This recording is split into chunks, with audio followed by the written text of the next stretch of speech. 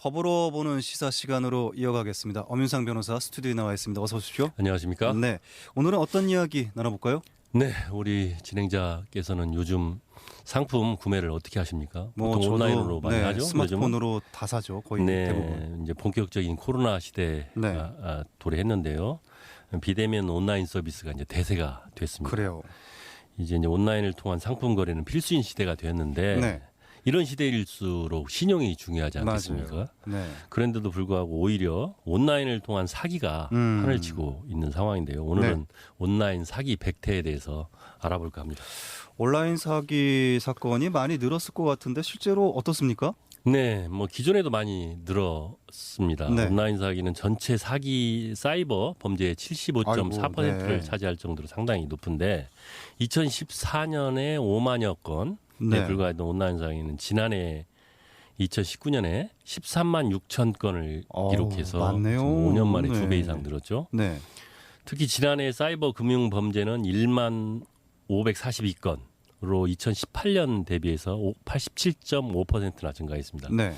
이 통계는 코로나19 이전의 통계거든요. 그래요. 그래서 금년 통계가 잡히면 아마 이보다 훨씬 높을 것으로 추정이 됩니다. 네. 최근에 온라인에서 대기업의 가전제품을 구매를 했다가 사기 피해를 본 사례가 나오게 됐죠. 네, 그렇습니다. 이제 사기의 수법이 갈수록 더 대담해지고 있는 네. 상황인데요. 업계에 따르면 사기 판매자들은 삼성전자나 LG전자와 계약을 맺은 대리점이나 B2B 전문점 행세를 하면서 네. 소비자들의 오인을 유도한 것으로 전해졌습니다. 사기 판매자들은 현금으로 결제하면 더 저렴하게 살 수 있다는 방식을 써서 고객을 유인해서 현금 입금을 받은 뒤 상품은 안 주고 잠적하는 방식을 네. 쓰고 있습니다. 고객이 다소 미심쩍어하면 실제 대리점을 사칭하거나 배송 기간이 지연되는 것이라고 변명하기도 하면서 네. 업체 명을 바꿔가면서 사기 행각을 지속하고 있는 것으로 추정이 됩니다. 네, 이런 방식이군요. 이게 잘 못 믿을 것 같으니까 우리는 대기업의 공식 인증 대리점이다. 네, 이렇게 그렇게 거짓말로 얘기하는 거죠. 네. 이렇게 해놓고서는 현금 받아서 챙기고 네, 이제 가격이 잠적해버리는. 엄청 싸게 올리겠죠. 그렇죠. 그리고 현금으로 네. 현금가다 하면서 받아가지고 튀는 겁니다. 그러니까 미심쩍어 할 수밖에 없으니까 공식 인증 대리점 이런 식으로 거짓말하고요. 네. 온라인 중고거래 시장이 커지면서 덩달아 사기 피해를 당한 사람들도 늘고 있잖아요. 네. 현재 온라인 중고거래 규모가 어느 정도나 됩니까? 네, 저희 이제 아내도 보통 이런 온라인 중고 요즘에 거래를 많이 써요. 네. 이용하고 네. 있습니다. 경제가 어려우니까 더 그런 것 같아요. 그래요. 네. 네. 한 온라인 중고거래 회사에 따르면 이 회사 웹사이트와 모바일 앱의 월간 이용자 수는 6월 현재 1,266만 명. 오, 대단하네요. 그리고 전년 네. 동기 대비 14%가량 상승했고 네. 중고거래 앱 간편결제 서비스 거래액도 1분기 현재 298억 원으로 네. 전년 동기 대비 148%가량 늘었다고 합니다. 네. 온라인 중고거래가 폭발적으로 늘고 있다고 봐도 무방할 것 같습니다. 네. 이 사기꾼들의 사기 수법 어떻습니까? 네, 이분들도 출처가 의심되는 인터넷 주소, 또 계좌번호가 뜰시 경고 알람을 띄우는 중고거래 앱의 채팅창에서 벗어나서 네. 카톡으로 유인해 돈만 받고 잠적하는 사기 방식이 대부분입니다. 네. 이들은 카톡을 통해 피싱 사이트 내지는 네이버 페이, 카카오페이 등 각종 간편 결제 사이트를 사칭한 이미지에 네. 계좌번호를 담아서 보내 송금을 유도합니다. 카톡에서 중고거래 앱 공식 상담원인 양 사칭해서 돈을 보내게끔 유도하기도 합니다. 이 같은 수법이 늘어난 이유에 대해 업계에서는 중고시장을 타깃으로 범죄를 저지르는 해외 사기범들이 네. 늘은 탓으로 보고 있습니다. 계좌번호 입금자 명에 중국어로 추정되는 이름이 다수 발견되었기 때문이기도 한데요. 네. 한 온라인 중고거래 업체 관계자는 대포폰을 만드는 데 비용이 드는 데다 사기에 이용한 휴대폰 번호가 노출되면 다시 활용하기 어려운 반면에 네. 카톡 가입은 쉽지 않습니까? 또 네이버페이 피싱 사이트는 한 번 들어가면 네. 계속 사용할 수 있어서 이런 방식을 이용할 것이라고 네. 밝혔습니다. 아울러서 네이버가 온라인 중고거래 웹사이트에 2015년 8월 에스크로 결제를 도입했고 네. 중고거래 앱 사업자들도 2016년부터 해당 방식을 도입하면서 뭐 문자 같은 방식을 주고받으면서 사기를 진행하기가 어려워진 점도 네. 있겠습니다. 아이고 이 사기꾼들 보면은 이런 머리 쓸 바에 차라리 다른 일을 해서 먹고 살지 왜 이러는지 진짜 모르겠습니다. 네, 쉽게 돈이 되기 때문에 그러겠죠. 그러니까요. 네. 네. 최근에 온라인 금융 다단계 사기도 판을 치고 있다고요? 네, 이런 상품 거래보다는 이게 더 큰 문제라고 네. 볼 수 있겠습니다. 최근 온라인에서 원숭이나 용, 유니콘, 물고기 등과 같은 가상 캐릭터를 네. 사고 팔아 고수익을 창출할 수 있다는 내용의 유사 금융 플랫폼 재테크 사기 이런 것도 있어요. 성행하고 있는 네. 가운데 이제 금감원이 폰지 사기 주의보를 발령했습니다. 네. 금감원에 따르면 이들 업체는 동물과 건물, 유니콘, 물고기, 골프공과 같은 가상의 캐릭터 등을 만들어서 이를 거래할 수 있는 플랫폼을 제공하고 네. 거래에 따른 수수료 등을 수취하는 것으로 나타났다고 합니다. 네. 해당 업체들은 P2P 업체나 전자상거래 플랫폼 등의 용어를 사용하면서 혁신 재테크 방식이라 광고하고 있지만 실제로는 다단계 사기에 가깝다고 볼 수 있습니다. 원숭이 같은 동물 캐릭터들도 사기 수단으로 사용이 되네요, 지금. 네, 대표적인 예로 몽키 레전드 플랫폼의 네. 경우는 원숭이 캐릭터를 일정 기간 보유하면 가격이 상승하도록 되어 있습니다. 황당하네. 네. 그리고 이후 가입한 회원들에게 더 높은 가격으로 캐릭터를 사도록 하는 전형적인 폰지 사기를 벌이고 있는 것입니다. 거래가 반복될수록 캐릭터 가격은 상승하지만 거래가 이루어지지 않으면 투자자들은 돈을 찾을 수 없게 됩니다. 그러니까요. 이들 플랫폼은 돌려막기를 원활하게 하기 위해서 회원들이 신규 회원을 데려오면 현금 등 인센티브를 제공하기도 합니다. 또한 업체는 캐릭터를 팔아 수익을 얻은 투자자들이 서비스에서 나갈 수 없도록 캐릭터가 일정한 가격에 도달하면 네. 또 하나의 캐릭터를 여러 개를 분할하는 방식도 사용합니다. 네. 이 과정에서 회원들이 단체 카톡방 등에서 부정적인 의견이나 돈을 받지 못했다는 항의를 남기면 이들을 단속하고 관리하기도 합니다. 네. 이런 방식도 있었어요. 네. 최근 인스타그램을 비롯한 각종 SNS에 고수익을 보장하겠다. 이렇게 네. 업체들의 광고성 게시물이 굉장히 많이 늘고 있거든요. 네. 이것도 사기로 보면 될까요? 어떻습니까? 네, 고수익 보장 이런 말들이 이제 이렇게 불황기에 네. 많이 쓰이지 않습니까? 이런 글들이 들어간다고 하면 네. 그것은 그 사기라고 봐도 무방할 것 같습니다. 네. 몇몇 업체 중엔 SNS를 통해 직접 연락을 해오는 경우도 있는데요. 네. 이런저런 영업이 있는데 이를 진행하면 높은 수익을 얻을 수 있다고 유혹합니다. 네. 그런데 높은 수익을 얻을 수 있다는 말 안에는 원금은 보장해주겠다는 의미가 포함되어 있다고 볼 수 있지 않겠습니까? 네. 따라서 그 업체가 여수신을 허용받은 업체가 아니라면 그 자체로 유사 수신 행위에 해당하고 사기에 해당합니다. 또한 업체가 사기인지 아닌지 알아볼 수 있는 지표 중 하나가 가입비 제도의 운영 여부입니다. 그래요? 네. 가입비와 추천수당 이 두 가지 형식으로 운영된다면 그 업체는 어떠한 상품에 투자하겠다고 하지만 그 투자 자체보다는 가입비와 추천수당 시스템을 통해서 회원들을 유치하는 것으로 수익을 내는 경우가 더 많습니다. 네.